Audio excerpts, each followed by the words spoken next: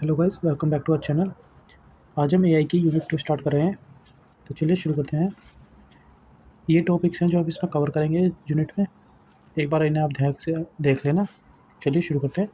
तो पहला टॉपिक हमारा स्टेट स्पेस अप्रोच। तो मैं ये तो पढ़ूंगा नहीं इतना कुछ, मैं आपको सिंपल वर्ड में बताऊंगा। आप नोट से पूरा रीड कर लेना। सिंपल एंड स्ट्रेट फॉरवर्ड चलेंगे ताकि आपको भी दिक्कत नहीं हो और आपका ये काम आसानी से हो जाए। स्टेट स्पेस अप्रोच एआई में प्रॉब्लम को सॉल्व करने के सिस्टमेटिक तरीका होता है। इसमें हम किसी प्रॉब्लम को छोटे छोटे स्टेट्स में तोड़ देते हैं और फिर इनिशियल स्टेट से गोल स्टेट तक का रास्ता ढूंढते हैं। ठीक है, इसमें ये होता है, ये हमारा स्टेट स्पेस प्रॉब्लम जो होता है सिस्टमेटिक तरीके से काम करता है, जिसमें हम तो अपनी प्रॉब्लम को छोटे छोटे हिस्सों में तोड़ देते हैं ताकि हम आसानी से उस पर काम कर सकें। तो इसके कुछ की टर्म्स होते हैं। पहला है वो आपका स्टेट है। सिस्टम की कोई भी कंडीशन या सिचुएशन होती है इसमें। जैसे सिस्टम में कोई कंडीशन लगाई है, कोई सिचुएशन होगी तो वो आता है स्टेट के अंदर। फिर इनिशियल स्टेट आती है जहाँ से हमारी प्रॉब्लम हम स्टार्ट करेंगे। गोल स्टेट होती है जो हम रिजल्ट पे जाएंगे। फिर इसमें आते हैं ऑपरेटर कह सकते हो आप, या एक्शंस कह सकते हो, जो हम स्टेप्स के अंदर लेंगे प्रॉब्लम के अंदर सॉल्व करने के लिए। वो ऑपरेशंस को हम यहाँ पर परफॉर्म करते हैं। फिर फाइनल आती है स्टेट स्पेस, जहाँ पर प्रॉब्लम खत्म हो जाता है, मतलब पहुँच जाते हैं आप अपने गोल के पास। ठीक है, यही सब इसमें लिखा है। आप इसे अच्छे से पढ़ेंगे तो आप अच्छे से कर पाएंगे। अब इसका एक एग्जाम्पल देख लीजिए। हमें इस प्रॉब्लम में can be represent at a state space. मैं आपको एक सिंपल बताता हूँ। ठीक है, एक मिनट रुकिए, आपको एक सिंपल सा एग्जांपल बताता हूँ। मान लीजिए कि ये एक रोबोट है, एक ए पे एक बी पे। अब हमें इसे मतलब इस बी है हमारी गोल पोजीशन है। ठीक है, ये गोल है हमारा। सॉरी थोड़ी सी राइटिंग के लिए। ये हमारा इनिशियल है। देखिए इस फिगर से मैं आपको बता दूँ, ये एक हमारे ए इनिशियल है, हमारा बी गोल है। तो इस फिगर में देखो, एस हमारा इनिशियल है, डी हमारा गोल है। हम जब एस से शुरू होंगे तो हम पहले क्या स्ट्रेट चले, फिर हमने क्या नाम है आपका लेफ़्ट लिया। लेफ़्ट जाने के बाद फिर लेफ़्ट लिया, फिर हमने एक राइट लिया, फिर राइट लेने के बाद फिर राइट लिया, फिर हम स्ट्रेट चले, फिर हमने एक राइट लिया, स्ट्रेट चले, फिर लेफ़्ट ले लिया। हम गोल पे पहुंच गए। ये किसका एक एग्जांपल है। अब इसे अच्छे से एक्सप्लेन कर देना, आपको अच्छे से नंबर मिल जाएंगे। ये स्टेट स्पेस अप्रोच होती है हमारी। भाई ये प्रॉब्लम को सॉल्व करने के काम आता है बस हमारा। चलिए आगे बढ़ते हैं। ये इनिशियल गोल रूल्स और ऑपरेटर जो मैंने आपको बताए थे, ये वो सब है। आप अच्छे से एक बार देख लेना और अच्छे से लिख देना, आपको 7 नंबर आराम से मिल जाएंगे। अगला टॉपिक है हमारा सर्च स्ट्रेटजीज। तो पहला टॉपिक है इसमें सर्चिंग प्रोसेस। तो सर्चिंग क्या होती है? Searching is the sequence of step that transform the initial state to the goal state. ठीक है, the process of searching include initial state, description of the problem, a state of legal operator that change the state, the final or goal state.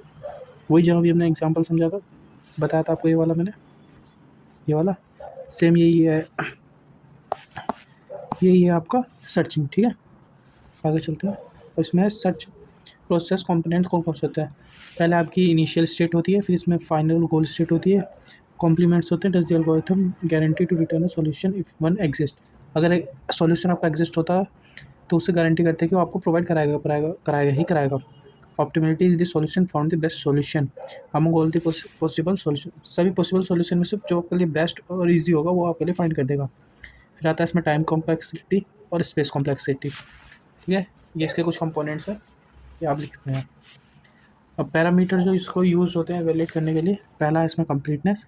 A search algorithm is used to be is said to be complete if the guarantee to return a solution if at least any solution exists for any random input। इसका मतलब ये है, अगर कोई भी हम random input देते हैं, अगर उसके लिए कोई भी सॉल्यूशन एग्जिस्ट करता हो तो एल्गोरिथम उस सॉल्यूशन को निकाल के देगा ही देगा गारंटी के साथ। अगला है इसमें optimality. If the solution found for an algorithm is guarantee to be the best solution, lowest path cost among all the other solution. वही चीज़ है, इसमें भी एल्गोरिथम जो है गारंटी करता है बेस्ट सॉल्यूशन प्रोवाइड करेगा सभी सॉल्यूशन में से, जिसका पाथ का कॉस्ट भी क्या होगा, कम होगा।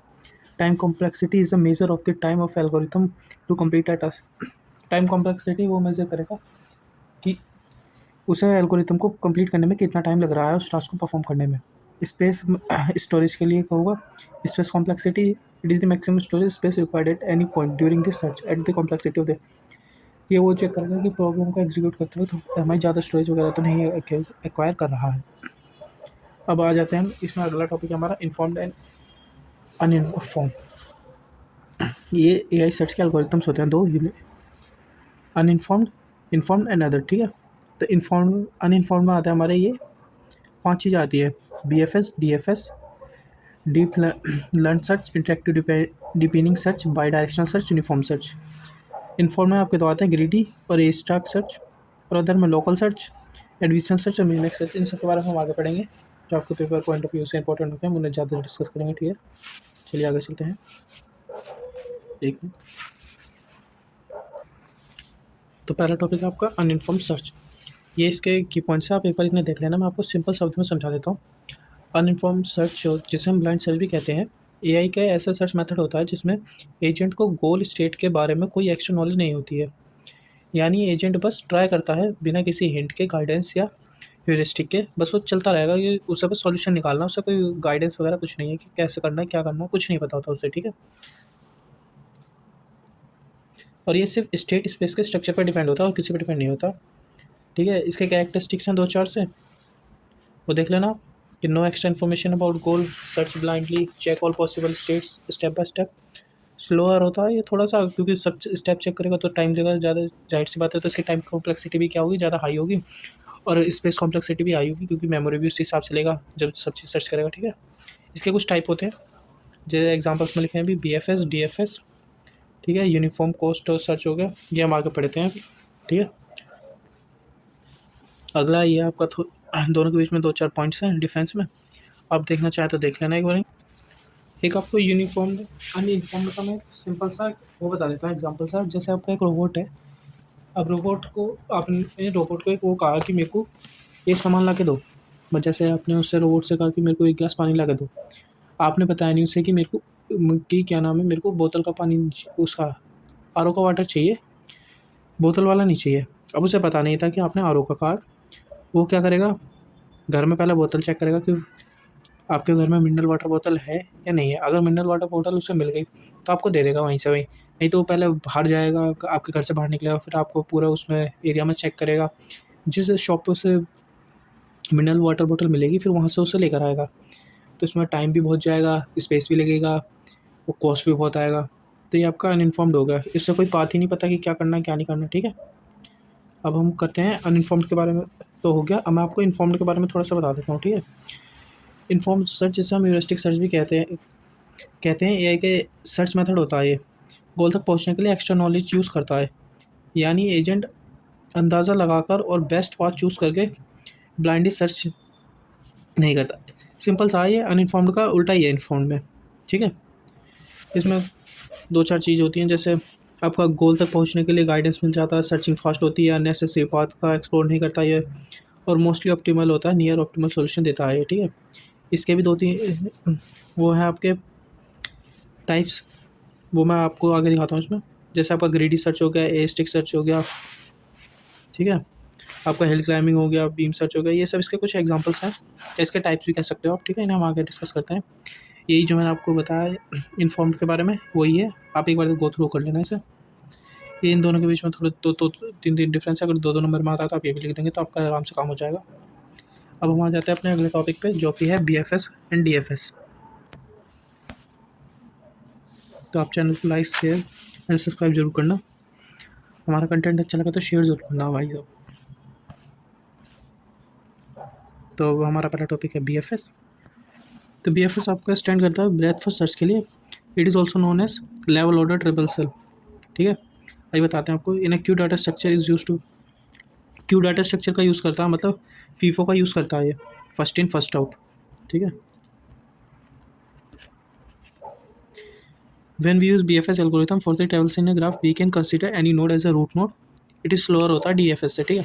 अब मैं आपको बता देता हूँ एक बार BFS का मतलब क्या है। जैसे आपका रूट नोड है, ये इसके नेबर है, ये इसके नेबर है, या आप कह सकते हो पेरेंट हो गया, इसके चाइल्ड हो गए, ये पेरेंट हो गया आपका, ये चाइल्ड हो गया, ये इसके चाइल्ड हो गए, ठीक है। ये है। अब इसमें क्या करता है ये आपका, पहले एक से चलेगा, पहले इसको लेगा। तो एक बार मैं इरेज कर देता हूँ इसे, ठीक है। पहले इसने क्या लेगा, पहले लेगा पेरेंट को, जो हमारा रूट है पहले उससे लेगा, फिर उसके नेबर्स लेगा जो B और C है हमारा, ठीक है। फिर उसका B का नेबर उठाएगा, ये B का नेबर D था, अब D का और कोई नेबर नहीं है, तब C के नेबर उठाएगा ये E और F। ये ऐसे काम करता है थोड़ा, ठीक है। अब चलते हैं हम आगे। BFS का एडवांटेज देख लेते हैं। If there is more than one solution for the given problem, the BFS provides the minimum solution which requires the least number of steps. इस तरह से देख लेते हैं। जैसे हमारा ये है, हमें डी पे जाना है तो ज़्यादा स्टेप्स नहीं लेगा, पहले ए पे गया, बी सी पे देखेगा, उसके बाद सीधा डी पे चला जाएगा, उसके अलावा किसी और को नहीं देखेगा। ये जो हमें आंसर चाहिए वही देगा, उसके अलावा नहीं देगा, ठीक है। अब डिसएडवांटेज, टाइम लेता है सॉल्यूशन को ढूंढने में, थोड़ा सा ये इसकी डिसएडवांटेज है, बाकी तो बढ़िया ही है। तो चलिए DFS के बारे में जान लेते हैं। DFS stands for Deep First Search. In DFS traversal the data structure used which work on LIFO. LIFO पे काम करता है, मतलब last in first out principle, ठीक है। In DFS traversing can be start from any node से start हो सकती है, और we can say that any node can be consider as root node until the root node is not mentioned in the problem. तो कुछ इस प्रकार से समझिए, सेम कॉन्सेप्ट का ये भी फॉलो करता है, ठीक है। सेम कॉन्सेप्ट को ये भी फॉलो करता है। ये हमारा पेरेंट हो गया या रूट नोड कह दो, ये इसके नेबर हो गए या चाइल्ड कह दो, ये इसके चाइल्ड हो गए या नेबर कह दो, ठीक है। पर इसमें क्या होता है, ठीक है, इसमें बताते हैं हम आपको क्या होता है। पहले ये तो आ गया आपका रूट नोड, अब ये आ गया इसका नेबर। अब ये पहले इसके उस पर नहीं जाएगा, पहले ये जाएगा इसको लेके आएगा इसके साथ, अगर इसके साथ कोई है तो इसको लाएगा। अगर मान लो यहाँ पर सी के साथ आपका जी भी होता, ये जी, ठीक है, तो डी नहीं आता पहले, डी के पहले आता है यहाँ पर जी, क्योंकि ये पहले इसके रूट कवर करता, ठीक है। अब रूट कवर कर दिया इसने, अब ये क्या करेगा, यहाँ से वापस जाएगा, वापस ऊपर गया, ऊपर जाने के बाद अब देखेगा कि ये सब कवर हो गया, तो अभी डी पे पास आया, ठीक है। डी के बाद अब ये देखेगा ई है इसके पास और एफ है, तो ई और एफ को लेकर आएगा साथ में, ऐसा काम करता है ये आपका DFS। अब इसके एडवांटेज देख लेते हैं। कम टाइम लेता है गोल को गोल तक पहुँचने में। डिसएडवांटेज ये है, deep down for sometimes in infinite loop, कभी कभी इनफाइनाइट लूप में फंस जाता है, अगर इससे आउटपुट नहीं मिलता है तो थोड़ा सा फंस जाता है वहीं पर ही, ठीक है ना। ये होता है इनफाइनाइट लूप में फंस सकता है। ये BFS और DFS के बीच का डिफरेंस है। ये हेडिंग ठीक से नहीं गिरी है, एक बार देख लेना। अगर आपके पास 7 नंबर में आता है, अगर आप ये 6 पॉइंट लिख देंगे तो आपको 4 से 5 नंबर आराम से मिल जाएंगे। और अगर आपने ठीक से पीछे देख लिया होगा, एक एक डायग्राम और बना देंगे 7वें पॉइंट में आप, तो 7 के 7 नंबर भी आपको मिल जाएंगे। बस ये पूरे पेज में लिखना है आपको, आपके हिसाब से कैसे लिखेंगे आप। और ये आता है डिफरेंस इसका, काफ़ी बार पूछा गया, तो 7 नंबर के लिए बहुत इंपॉर्टेंट है। एक बार इसे अच्छे से देख लेना, ठीक है भाई।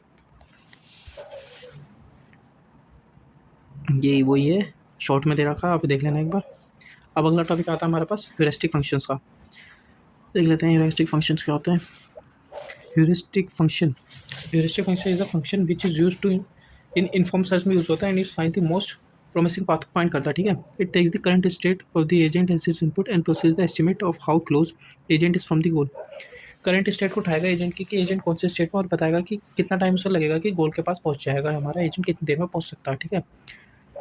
हर बार बेस्ट सॉल्यूशन नहीं देगा, पर guarantee to find the good solution in responsible reasonable time में। गारंटी तो कुछ नहीं है इसकी, हर बार सही सॉल्यूशन देगा, मतलब बेस्ट सॉल्यूशन देगा, पर रीजनेबल टाइम में आपको बढ़िया सॉल्यूशन दे सकता है। ये एस्टिमेट लगाता है कि स्टेट से गोल कितना दूरी पे है, ठीक है। और ये रिप्रेजेंट करते हैं हम HN से, और ह्यूरिस्टिक फंक्शन की जो वैल्यू होगी हमेशा HN की पॉजिटिव रहेगी हमेशा HN से, ठीक है। ये बताते हैं अभी। Here HN is the heuristic cost and HN is the estimate cost. Heuristic cost जो रहेगी हमेशा, hence heuristic cost should be less than और equal to the estimate cost से लेस देन होनी चाहिए या इक्वल होनी चाहिए। ये कोई पूछ सकता है आपसे 2 नंबर में, ठीक है। Best for search algorithm greedy search, asterisk search algorithm. अभी ह्यूरिस्टिक फंक्शन में आपके ब्लाइंड सर्च आ गया, ह्यूरिस्टिक सर्च के बीच का 2 नंबर का क्वेश्चन है, एक बार देख लेना आप इसे। 2 नंबर में पूछ लेता है कभी कभार से, 2-3 बार से तो वो आ रहा है 2 नंबर में, एक बार इसे देख लेना 2 मार्क्स के लिए।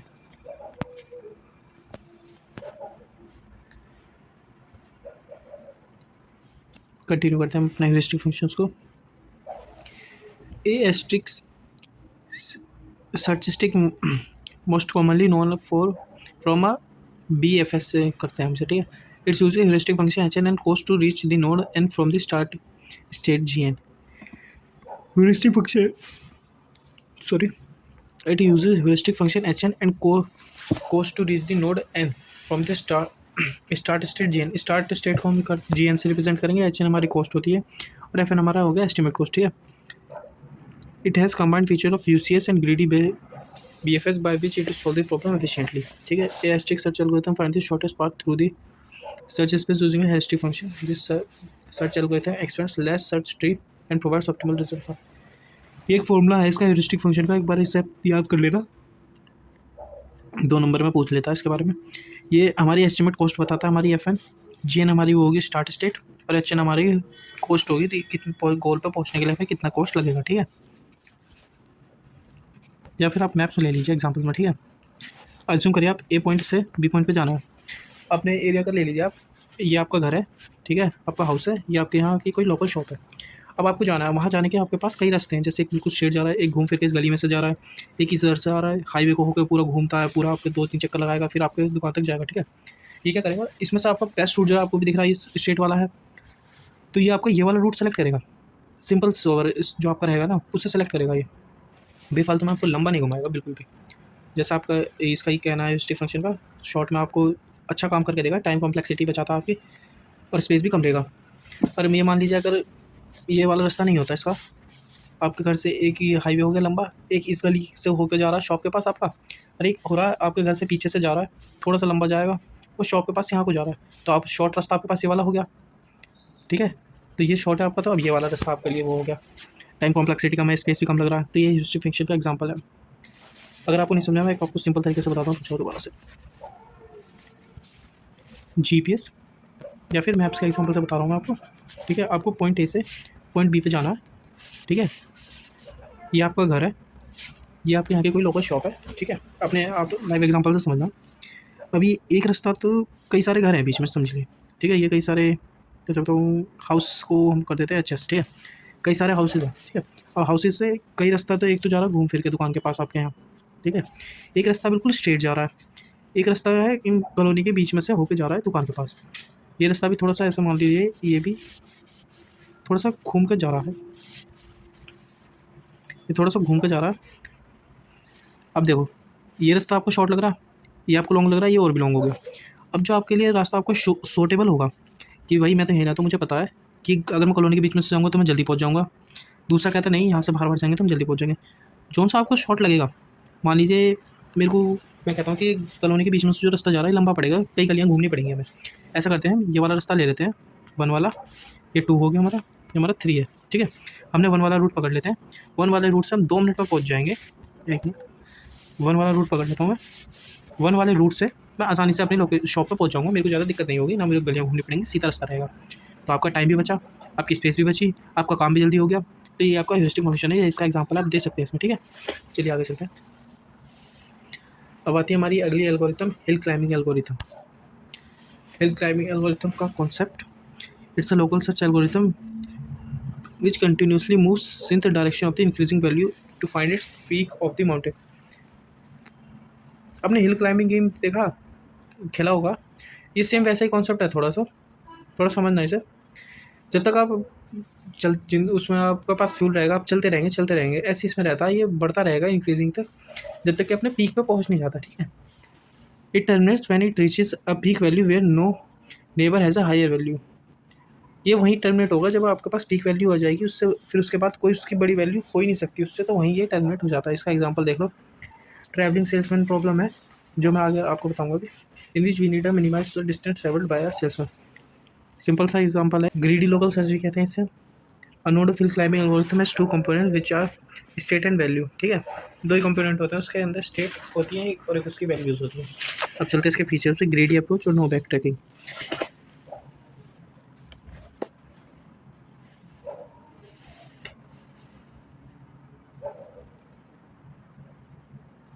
ग्रीडी अप्रोच में क्या होता है, hill climbing algorithm search moves in direction which optimise the cost को ऑप्टिमाइज करता है। ठीक है, और नो बैक ट्रैकिंग में होता है कि इसमें बैक ट्रैकिंग नहीं होगा, बैक ट्रैकिंग का यूज़ नहीं करता, सिंपल इस आगे फॉरवर्ड चलता ही रहेगा बस।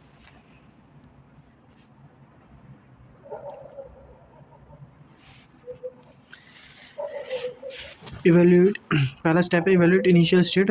IFTI is a goal state that returns success and stop loop until a solution is found or there is no operator left for to apply. Select and apply operator to the current state, check the new state if it is a goal state, return success, else better than the current state, assign a new state as the current state, else if not better than the current state then return to the step 2, step 5 exit। इसके कुछ steps है, बस एक बार आप पढ़ लेना, ज़्यादा कोई दिक्कत की बात है नहीं इसमें। ये डायग्राम याद कर लेना। अगर आपका 7 नंबर में क्वेश्चन आता है तो मैं बता देता हूँ आपको क्या करना है। ये पार्ट लिखना है आपको 7 नंबर के लिए, ये स्टेप्स लिख देने हैं आपको 7 नंबर में, और ये डायग्राम बहुत बढ़िया तरीके से बनाना है आपको, बहुत बढ़िया तरीके से। इसे तो आप कर लेना याद, क्योंकि 7 नंबर में से पूछ लेता है, ऑप्शन में आता है आपके पास, ठीक है। 7 नंबर में ऑप्शन में आएगा आपके पास, BFS DFS रहेंगे, ये रहेगा आपके पास। दोनों में से आप कोई सा भी अच्छा लगे वो कर देना, क्योंकि ये यूनिट बहुत स्कोरिंग है। 21 नंबर आप 21 नंबर का पेपर मतलब वो आएगा इसमें से। 7 नंबर का आपका सेक्शन बी में, सेक्शन सी में 2 क्वेश्चन बनेंगे इससे। 21 नंबर मतलब 3 क्वेश्चन 21 नंबर के इसमें से आएंगे, और जिसमें से आपको क्या पता आपको 14 नंबर का करना है, और शॉर्ट में तो आता ही है। तो बस ये वाला एक बार डायग्राम देख लेना, ज़्यादा कुछ है नहीं इसमें, डायग्राम देख लोगे तो फिर फ़ायदा ही रहेगा फिर आपका।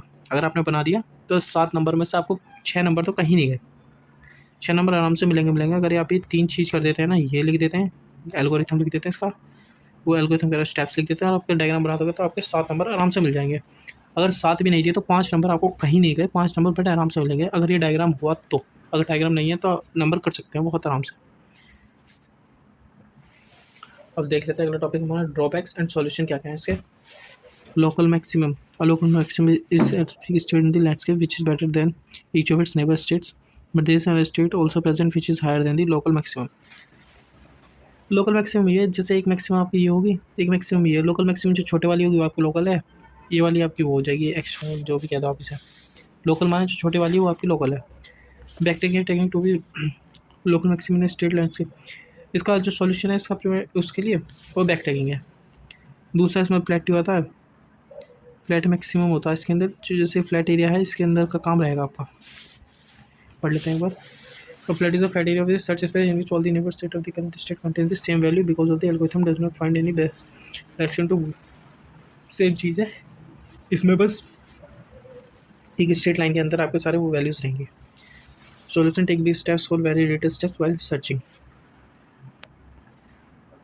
थर्ड है आपका इसका रिडिच specific from local maximum, it has an area which is higher than its surrounding area but itself has a slope and cannot be reached in a single। बस वही है, बाई डायरेक्शनल सर्च होता है ये। Water jug problem, ये भी आपसे पूछा जा सकता है, तो इसके 2 नंबर के चांस होते हैं बस। 7 नंबर में भी आ सकता है अगर एग्जामिनर का दिमाग थोड़ा वैसे रहा तो। एक बार आया ये 7 नंबर में, बाकी तो 2 नंबर में ही पूछा गया है। एक बार देख लेते हैं फिर भी। Water jug problem, you are given 2 jugs, ठीक है, एक में 4 लीटर है, 1 and a 3 litre one. Neighbour has neither has any measuring marks on it. There is a pump that can be used to fill the jugs with water. How can you get exactly 2 liters of the water into a 4 liter jug? इसे उसी की तरह है जैसा आपने पहेलियाँ सुनी होंगी बचपन में, कि पूछते थे कि ये तुम्हारे पास ऐसे 2 कंटेनर हैं, दूध वाला है इसको 4 लीटर, इसमें कर 5 लीटर का है ये, और दूसरा इसका 4 लीटर का है। अब इसे क्या नाम है, इसे हमें खाली करना है और इसे हमें फुल भरना है। ऐसे वो थोड़ा सा होती थी पहले, देख लेना एक बार आप, वैसे यहाँ आपको क्लियर हो जाएगी, और पहले भी होती था आपके डाउट में, ठीक है। ये हमारे पास 2 कंटेनर है, एक 4 लीटर का, एक 3 लीटर का, ठीक है। हमारे पास 2 स्टेट आ गई, एक्स और Y, where X represent the quantity of water in 4 litre jug and Y represent the quantity of water in a 3 litre jug. तो एक्स इक्वल्स टू 0 1 2 3 और 4, और वाई इक्वल्स टू 0 1 2 3, ठीक है। अब स्टार्ट स्टेट होता है 0 0 से, गोल स्टेट है 2 n 4 एनी n। ये इस तरह से है प्रॉब्लम हमारी। एक्स वाई फिल दी जग, ये आप भी देख लेना। ये वाले भी स्टेप अगर आप सॉरी अगर आप ये वाले स्टेप लिख दोगे ना, ये वाले, तो आपको नंबर मिल जाएंगे। अगर आपने ये याद नहीं रहा आपको, पर एक बार ये पढ़ लोगे तो आप ये याद हो जाएगा हमसे, क्या थोड़ा बताने में थोड़ा सा वो होता है। तो पहला है पॉइंट है इसमें, fill the jug 4 litre, 4 litre वाला हमने फुल कर लिया, 3 लीटर वाला हमने फिल कर दिया। Pour some water out of the 4 litre jug, 4 litre से हमने थोड़ा सा पानी बाहर निकाल दिया। अब pour some water out from the 3 litre से भी हमने थोड़ा सा पानी बाहर निकाल दिया।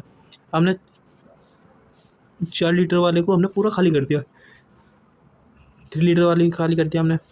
पोर the water from the 3 litre jug into the 4 litre jug until the 4 litre jug is full, ठीक है।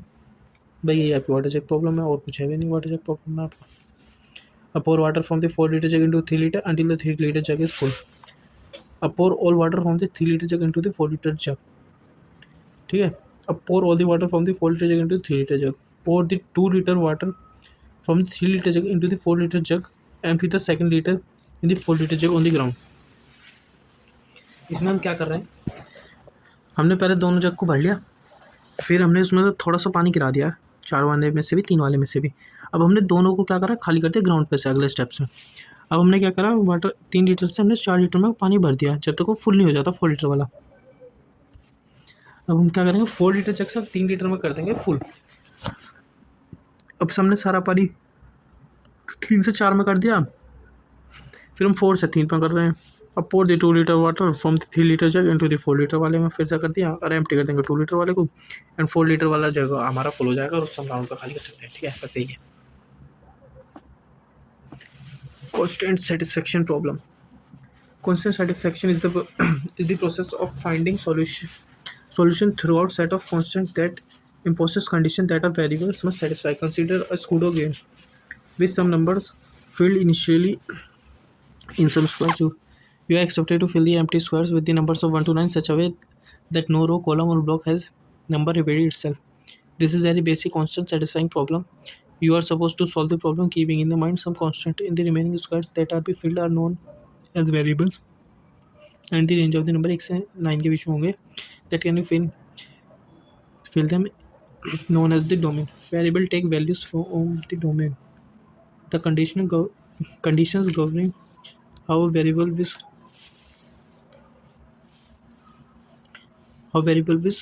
choose its domain are known as constants.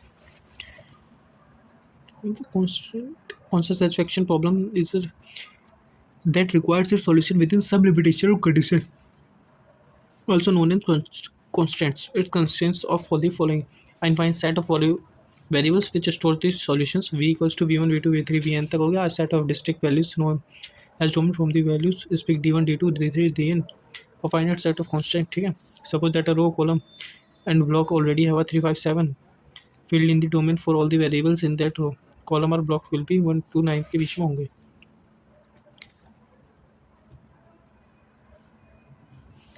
जो CSP हमारी इन सब की मदद से सॉल्व होती है, क्रिप्ट अर्थमेटिक्स है, एनक्विन, मैप क्लाउडिंग, कलरिंग, क्रॉसवर्ड, स्कूडो, लेटन, स्क्वायर प्रॉब्लम। ठीक है, टाइप्स ऑफ CSP। पहला constants.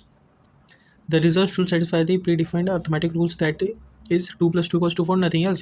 This should be from 0 to 9 only. The problem can be solved from both sides LHS और RH।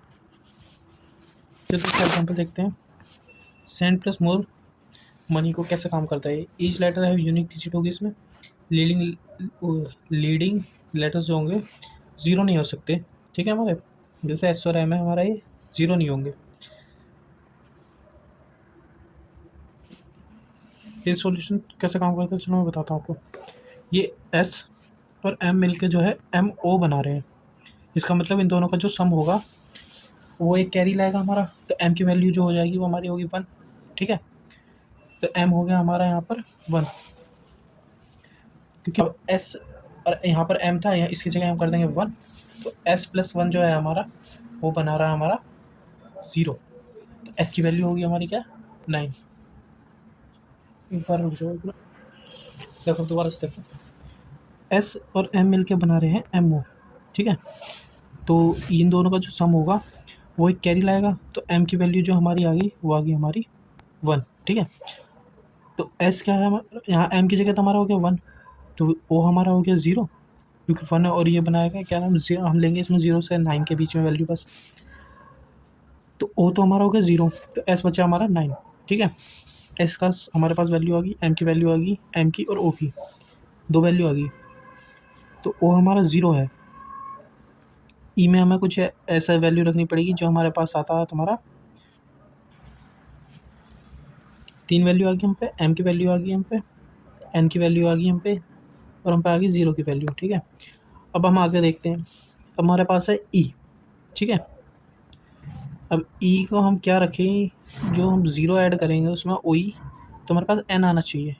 तो तीनों की वैल्यू अलग अलग होनी चाहिए हमारे पास। फिर हमारे पास है एन भी है, आर भी है आपका, और इन दोनों का सम करके हमारे पास ई आना चाहिए। और डी और ई में क्या ऐड करें, जो हमारे पास वाई आएगा। तो हम कुछ ऐसी वैल्यू रखेंगे इनकी जो इससे मैच हो। तो हम ई में रख देते हैं, हम 5 रख देते हैं ई में, ठीक है। तो अगर हम ई में 5 रखेंगे तो हमें ऐसा नंबर चाहिए जो यहाँ पर आएगा, क्योंकि वो भी हमारा कैरी लेके जाएगा। तो जो हम एन की वैल्यू रखें उसमें वो ऐड करेंगे आर की वैल्यू, तो हमारा वापस से ई आना चाहिए। तो ई की वैल्यू हमारी 5 थी, तो 5 आनी चाहिए। अगर हमने ई की वैल्यू 5 रखी है तो एक कैरी क्या हुआ, कैरी गया 5 1, और एन की हमारी वैल्यू आ गई 6। एन की वैल्यू अगर हमारी 6 आ गई है तो इस एन की वैल्यू 6 होगी। हमने यहाँ 5 करा है, इसमें भी कुछ ऐड हुआ होगा, मतलब डी में, डी को जब हम ऐड करेंगे ई में 5 में कुछ ऐड करेंगे तो यहाँ से भी कैरी गया होगा। तो यहाँ पर एक कैरी का भी है हमारे पास, तो 7 हो गया। 7 में हम मतलब 6 होगा हमारे पास। अब इसमें हमें क्या ऐड करेंगे, हमारे पास 15 ही वापस आना, मतलब 5 आना चाहिए नीचे रिमाइंडर में हमारे पास। तो हम क्या ऐड करेंगे, 6 और 1 7, 7 तो 8 ऐड करते हैं। हाँ, तो आर की वैल्यू होगी हमारी 8, ठीक है। तो 8 करेंगे, 8 और 6 14 और 1 15। तो ई की वैल्यू हमारे पास आ गई 5, 5 आ गई, तो 1 हमारा कैरी गया था, तो 6 आ गई एन की वैल्यू। तो डी बचा हमारे, डी की वैल्यू हम रखते हैं 7, ठीक है। तो अब जो वैल्यूज़ आई हैं हमारे पास वो मैं आपको एक बार दिखा देता हूँ, दोबारा स्पेस पे दिखा देता हूँ। एस की वैल्यू आ गई हमारे पास 9, एम की वैल्यू आ गई हमारे पास 1, ओ की वैल्यू आ गई हमारे पास 0, और आपका ई की वैल्यू आ गई हमारे पास, ई की वैल्यू आ गई 5, एन की वैल्यू आ गई हमारे पास 6, ई था हमारे पास, डी की वैल्यू आ गई हमारे पास 7, और बचा हमारे पास आर की वैल्यू आ गई 8, और वाई जो बचा था हमारा, इसकी वैल्यू थी हमारी 2, ठीक है। ऐसे वैल्यू आई थी इसकी। अगर आपको नहीं आया तो मैं एक बार सिंपल से और आसानी से बता देता हूँ, एक बहुत सिंपल तरीके से, ठीक है। देखो, एस ई एन डी, ठीक है, M O R E, more, Y E N O M, ठीक है। ये हमारे पास एक वो था टाइटल, ठीक है, ये हमें यहाँ मिला हुआ है। अब हम इस सबको का ब्रिक से रिप्लेस कर देते हैं, ब्रिक से खाली ब्लैंक से हम रिप्लेस कर लेते हैं। माइंड में कर सकते हो आप, रख चाहो तो आप रख में भी कर सकते हो, मैं आपको ऐसे बता रहा हूँ। यहाँ अब देखो, यहाँ एस है, यहाँ आपके पास एम है, इन दोनों का सम जो है ये 2 वर्ड कुल आ रहा है। तो एम जो हमारे पास एक वो आ रहा है, एक्स्ट्रा आ रहा है, एम की वैल्यू हमें यहाँ तक 1 ही होगी, ठीक है। दोनों को जब हम ऐड करेंगे तो एक हमारे पास एक वेरिएबल एक्स्ट्रा आ रहा है, तो वो एम है हमारा, एम की वैल्यू 1 आ गई। तो यहाँ भी हमने एम की वैल्यू क्या रख दी, 1, ठीक है। एक बार करके दिखा देता हूँ, यहाँ पर हमने एम की वैल्यू क्या रख दी, 1, ठीक है। अब हम 1 में क्या ऐड करेंगे, जो यहाँ पर हमारे पास कैरी आ जाए। तो एस की वैल्यू हम 9 रख देते हैं, 9 और 1 10 हो गया, 10। तो ओ की वैल्यू क्या आ गई हमारी, ओ की वैल्यू आ गई हमारे पास 0, ठीक है। ओ की वैल्यू हमारे पास 0 आ गई, तभी तो 10 बनेगा। अब 10 बन गया, अब हमने यहाँ पर ओ की जगह क्या रखेंगे, हम 0, 0 रख दिया, चलो ओ की जगह। अब हम ई की वैल्यू रखेंगे। अब ई की ऐसी वैल्यू चाहिए हमें कि एन अलग आवे, ई अलग आवे, यहाँ पर ई अलग आना चाहिए, मतलब यहाँ का यहाँ तीनों जगह ई आना चाहिए सेम, ठीक है। अब मैंने क्या सोचता हूँ मैं, अगर यहाँ एन की जो वैल्यू आएगी वो यहाँ भी आनी चाहिए। अगर मैं एन की वैल्यू, ई की वैल्यू 4 ले लेता हूँ, बाई चांस 4 ले लेते हैं, ठीक है। तो यहाँ से कैरी आएगा, कैरी आना चाहिए। जब यहाँ पर ई है हमारा तो यहाँ से कैरी आएगा, जब तो एन अलग आया हमारा, ई आता है यहाँ पर भी हमारा, ठीक है। अब मैंने 4 ले लिया, ई सपोज कह रहा हूँ, सपोज हमने एन ई की वैल्यू हमने 4 ले ली, हमारे पास एक कैरी का आया 5, एन की वैल्यू हम 5 ले लेते हैं, ई की वैल्यू 4 ले लेते हैं। तो अब हमें इन दोनों का सम देखना है कि 14 आना चाहिए, ठीक है। और एन की वैल्यू हमारी आनी चाहिए 5। अगर एन की वैल्यू 5 है हमारी, आर की वैल्यू हमारी होगी 6, 8 ले लेते हैं, आर की वैल्यू 8, 8 5 13 और 14 हो गया, ठीक है। ई की वैल्यू आ गई हमारे पास 4, जो हमारी थी पहले से, 1 चला गया हमारा कैरी में। अब यहाँ पर हमने रखा 4, अब हम इसमें क्या ऐड करें, ठीक है। 7 ऐड करेंगे हम, तो 7 4 11, 1 आ गया, नहीं कर सकते। 6 कर लेते हैं, 6 क्या नाम है आपका, इसकी जगह हम कर लेते हैं, 7 की जगह हम 6 ऐड कर लेते हैं, 6 6 और 4 10, वाई की वैल्यू आ गई 0, 0 तो पहले ही हमारी है, तो ये भी नहीं हो सकता। तो हमें थोड़ा सा चेंज करना पड़ेगा तो इसमें 7 हमने कहीं दी है, 7 की वैल्यू 7 हमने कहीं लिया, तो हम क्या नाम है, डी को हम कर देते हैं 7 असाइन कर दिया हमने, ठीक है। डी को हमने 7 साइन कर दिया, 6 और 7 11, 1 भी हमारे पास है, तो अब हमें यहाँ पर चेंज करना पड़ेगा ई को। तो ई को हम क्या कर देते हैं 5 बना देते हैं, 7 5 12, तो वाई की वैल्यू आ गई हमारे पास 2। अब 2 आ गई, अब 2 आने के बाद हम यहाँ देखेंगे, ठीक है। अब 2 आ गई हमारे पास वाई की वैल्यू, तो 1 हमारा चला गया कैरी में। अब हमें ऐसा देखना है कि वाई की ई की वैल्यू जो है 5 आनी चाहिए हमारे पास, और एक जो इसका रिमाइंडर है वो अलग की बात है, और हमारे पास नीचे हमारे पास 5 आना चाहिए, ठीक है। 5 के लिए हम क्या खेलेंगे, एन में हम रख देंगे, आर में हम रखते हैं पहले तो 8 रखते हैं आर में, ठीक है। 8, एन में हमने रख दिया 6, ठीक है। एन में हमने रख दिया 6, एक हम पे कैरी का था, तो 7, 7 और 8 हो गए 15, 5 और एक कैरी का ये आ गया, तो यहाँ पर ई की वैल्यू आ गई हमारे पास, फिर से 5 आ गई, और एक 6, एन की वैल्यू आ गई हमारे पास 6। ये सिंपल सा लॉजिक है, इससे थोड़ा सा देख लेना एक बार, हो जाएगा, ज़्यादा कोई दिक्कत नहीं है, बस 2 नंबर का क्वेश्चन है वो। अब बैक ट्रैकिंग पे आ जाते हैं। जैसे बैक ट्रैकिंग का नाम सुनते ही लग रहा है किसी चीज़ पे बैक आ जाना, तो बैक ट्रैकिंग क्या है, आर्टिफिशियल में एक प्रोसेस है सर्च एल्गोरिथम है, जिसमें हम सर्च करते हैं स्पेसेस को finding a solution of a problem, किसी भी प्रॉब्लम का एक सॉल्यूशन फाइंड करने के लिए। तो it involves timing set of possible choices and if choice leads to a dead और end a solution can not be found, the backtracking to previous time trying to find different choices. Simple से शब्दों में मैं आपको back tracking को समझा देता हूँ, आप पढ़ लेना एक बार। बैक ट्रैकिंग में क्या होता है, जैसे आपके पास एक एल्गोरिथम है, एक बार मैं चेंज कर लेता हूँ इसे, ठीक है। जैसे ये हमारे पास एक ट्री है, ठीक है। अब ये इससे कनेक्ट है, ये इससे कनेक्ट है, ये इससे कनेक्ट है, ये इससे कनेक्ट है, 1 2 3 4 5। अब क्या है, हमने 1 से शुरू करा, 1 से हम गए 2 पे, 2 पे हम 3 पे गए, 3 के बाद हमें आगे कोई नोड ही नहीं दिख रहा, तो हम क्या करेंगे, बैक ट्रैक करेंगे 2 पे। अब हम 2 पे देखेंगे कोई नोड कनेक्ट हो रहा है इससे अलग से, हो रहा है तो ठीक है, नहीं हो रहा फिर से बैक ट्रैकिंग करेंगे, 1 पे आ गए, 1 पे अब हमें एक और नोड दिख रहा है तो हम 4 पे आ गए, ठीक है। अब 4 से हम फिर 5 पे गए, जब तक ये हमारा गोल था। अगर हमारा गोल नहीं मिल पाता, कहीं सपोज करो ये गोल हमारा आगे डिवाइड होता 2 रूट्स में, तो अगर हमारा गोल था अब ये, अब ये क्या करता है इसकी जगह अब इस पे जाता है पहले 6 पे, यहाँ चेक करता है, यहाँ नहीं होता तो फिर बैक ट्रैक करता है इस पे आता, फिर देखता है ये गोल है हमारा, यहाँ से फाइंड करके देखता है, बस ये बैक ट्रैकिंग है, ज़्यादा कुछ है नहीं, 2 नंबर का टॉपिक है ये, ठीक है। सिंपल सिंपल देखो ये हमारा रूट नोट हो गया, यहाँ M1 पे गए, हम S1 पे गए, S1 से फिर S पे M1 पे गए, फिर S1 S पे गए, फिर M2 पे गए, M2 से S2, S2 से फिर M2, फिर M2 से S, ऐसे करेंगे, बैक ट्रैकिंग भी सही है और कुछ नहीं है। Game playing is a good candidate for artificial intelligence because it involves many of the challenges that AI systems are designed to tackle. Games are often require decision-making, problem-solving, and strategy, which are areas where AI can excel. Some specific reasons why game playing is a good candidate for AI include: games have well-defined rules and objectives. The rules of the game provide a clear framework for an AI system to operate within. This is design algorithm evaluate the performance. ये games के बारे में है, ज़्यादा कोई है topic है नहीं इंपॉर्टेंट इतना, और एक बार अब आप गो थ्रू कर लेना, इससे ज़्यादा कुछ है नहीं। मिनिमम मैक्सिमम एल्गोरिथम ये है 2 नंबर का टॉपिक, आप अच्छे से।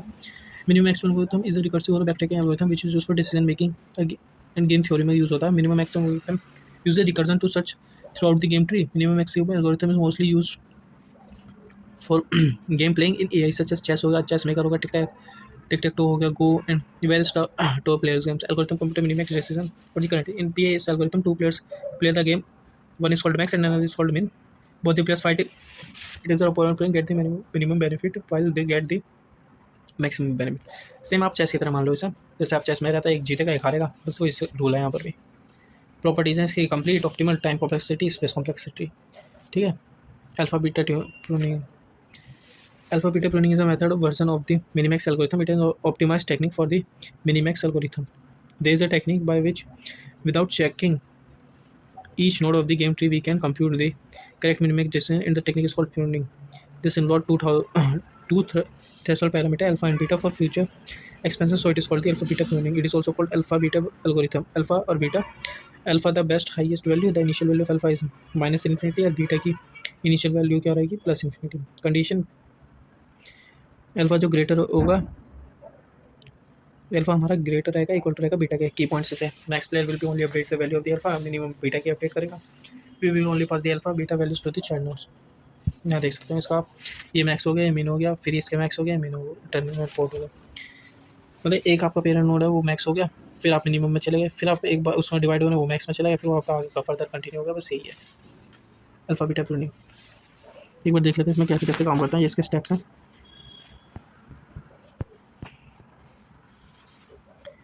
अभी वैल्यूज़ दे दी, अभी बीटा की वैल्यू हमने इन्फिनिटी से अपडेट होगी 3, क्योंकि यहाँ पर 3 वो है बड़ा है, तो यहाँ 3 आ गई, 3 ऊपर शिफ्ट हो गई बीटा में, 3 अपडेट हो गया, ठीक है। अब आगे चलते हैं। अभी यहाँ मैक्सिमम वैल्यू देखिए आप, हाँ, तो इसमें क्या होता है, जो हमारा ना अल्फ़ा बीटा ट्यूनिंग में पहला स्टेप तो ये था, हमने इस वैल्यूज़ असाइन हो गई थी, ठीक है। अब यहाँ पर क्या हुआ, अल्फ़ा पे तो आ गया हमारा 3, बीटा पे हमारा इन्फिनिटी। अब बीटा से इन्फिनिटी से हमारा बीटा अपडेट हो जाता है 3 में, ठीक है। अब हम आगे चलते हैं। अब इसमें ये कंपेयर करेगा कि इससे कोई मिनिमम वैल्यू है यहाँ पर 5 और 9 में मिनिमम है 5। अब इससे कंपेयर करेगा कि 5 3 से मिनिमम है या नहीं है। अगर 3 मिनिमम अगर 5 मिनिमम होता इधर पी की वैल्यू से तो 5 अपडेट हो जाता, वरना अगर अभी 3 मिनिमम पे है तो वो अपडेट हो गया, ठीक है। 3 रहेगा, 5 आगे नहीं होगा। अभी 3 की वैल्यू हम ए पे शिफ्ट कर देंगे अपनी, ठीक है। ए के पास हमारा अल्फ़ा पे 3 आ गया। अब ये सी से कंपेयर करेगा मिनिमम पे, इस पर कोई वैल्यू नहीं थी तो 3 यहाँ अपडेट हो गया। अब ये 3 इधर कंपेयर करेगा कि इससे मिनिमम कोई है या नहीं है, ठीक है। अब देखिए यहाँ पर हुआ, पहले मैक्सिमम कंपेयर होगा नीचे से कि मैक्सिमम कौन सा है यहाँ, उसके बाद यहाँ पर अपडेट होगा। यहाँ मैक्सिमम 1 था हमारा, 1 आ गया हमारे पास, ठीक है। अब 1 से ये कंपेयर होगा कि मिनिमम है नहीं है। अगर हमारा अब 1 तो मिनिमम है, जाहिर सी बात है 3 से मिनिमम है 1 जो है हमारा मिनिमम है, तो यहाँ पर सी जो हो गया हमारा 1 से अपडेट हो जाएगा। 1 से अपडेट हो गया। अब जो हमारा सबसे मिनिमम 1 मिल गया तो हम आगे जाने की हमें कोई ज़रूरत ही नहीं है, बस यही है। Thank you guys. अब आप आगे से ध्यान से पढ़ना अपना, एक बार गो थ्रू कर लेना नोट से, ज़्यादा कुछ हार्ड नहीं है, बड़ा आसान सा सब्जेक्ट है, आसानी से आप कर लेंगे। Thank you and best of luck for your exams.